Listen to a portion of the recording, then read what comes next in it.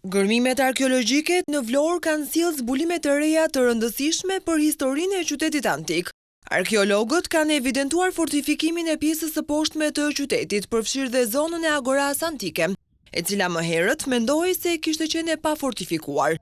Punimet të realizuara në bashkëpunim me Institutin Kombëtar të Trashëgimisë Kulturore kanë zbuluar vazhdimësinë e murit mbrojtës, si dhe mbetjet e ndërtesave që ndodheshin brenda tij. Gjurmët e shkatërimit të këtyre strukturave datojnë në shekullin e 5 pas Krishtit dhe lidhen me periudha konfliktesh. Vijuam ngërmimet për hapjen e gjithë fortifikimit të pjesës së poshtme të qytetit, ku u zbulua vijimi i traktit të murit, godinat të cilat ndodheshin brenda saj, si dhe një shtresë rrëzimi apo shkatrimi, e cila daton rreth shekullit të 5 pas erës sonë.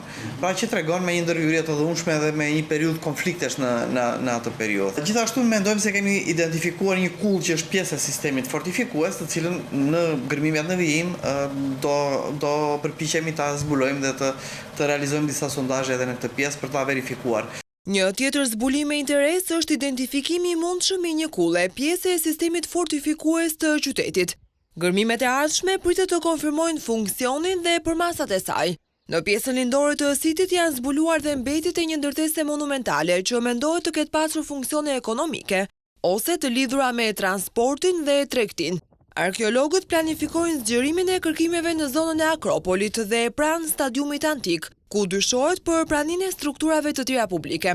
Sipas tyre, rezultatet e deritanishme po hedhin dritë mbi organizimin urban dhe sistemin mbrojtës të qytetit antik, ndërkohë që Amantia është një atraksion dhe për turistët.